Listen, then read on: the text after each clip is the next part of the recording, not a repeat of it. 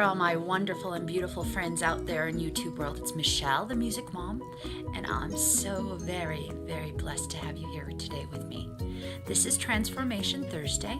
It was a collaboration started about a year ago by, the collab was started by Transforming Melody and Spanky Cola, and they both do it occasionally when they can, but the person that continually does it is Paulette, and that's what Paulette's going to do it.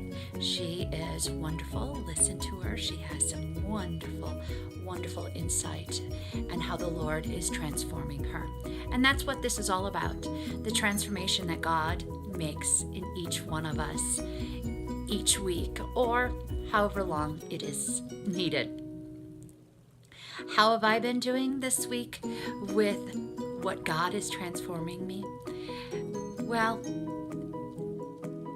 I have had so many poignant things that have happened to me this week, and I'm just going to choose one of them.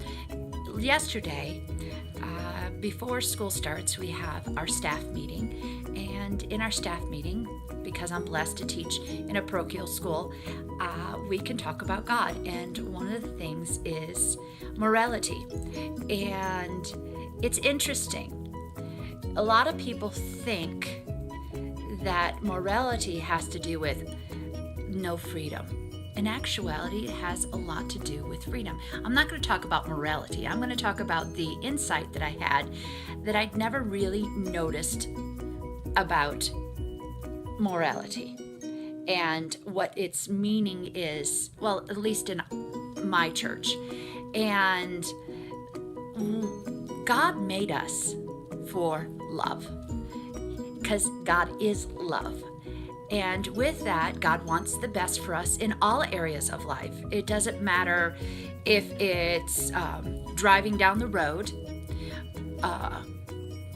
purchasing things from someone, and how you respond to that person. God does not want us to be robots and have all these strict rules. That's not what God is. God wants us to love. And in loving, that's the ultimate freedom. And with loving, we can choose to do right or wrong. And when we do wrong, choose wrong, like, for example, stealing a candy bar. Stealing a candy bar may seem like, to me, oh, that's nothing, or maybe to you, it's not very much. But if you trickle down and several people steal candy bars, well, who's it affecting? Well, it's affecting the person that owns the store. It affects the people that purchase from that store, because it causes prices to go up, because the store owner has to somehow get that money back, because they can't just give things away, because it costs them in the long run too. So in reality, who is it hurting? Well, I may have thought that it didn't hurt anybody because it was just me stealing it. But in reality, it trickles down. And that's not just with one simple thing like stealing a candy bar, but it could also be, what if I chose not to obey the laws of the traffic laws, like stopping at a stop sign? What if I thought, well, gee, I'm going to go just drive through that stop sign because, and I want to, because I'm in a hurry and I've got things to do and nobody else should matter. Boy, wouldn't that be a horrible outlook on life? But that's really how I thought. That would be horrible. But anyway, I know those laws are there for the safety of others and for the safety of me and my family.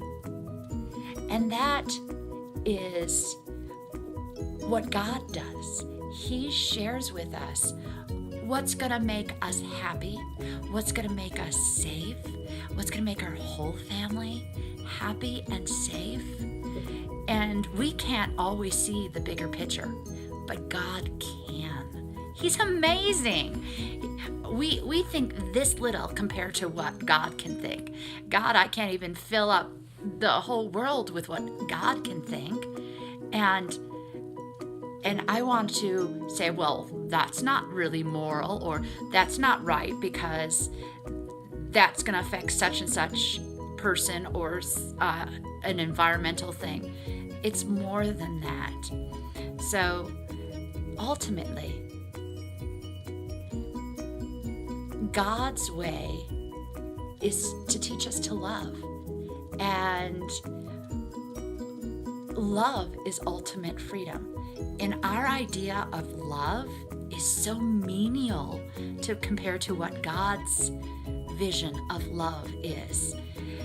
Sometimes we think love is just all these emotional things. God's love is beyond that. His love, He loves us so much that He came down and loved us enough for us to kill Him. Yes, we killed God. But then He showed us the ultimate, that He has power even over that. And He rose again. Wow, chills.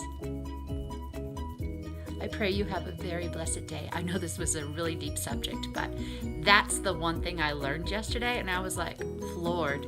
It put so many things in perspective. I hope this blesses you and finds you wonderful.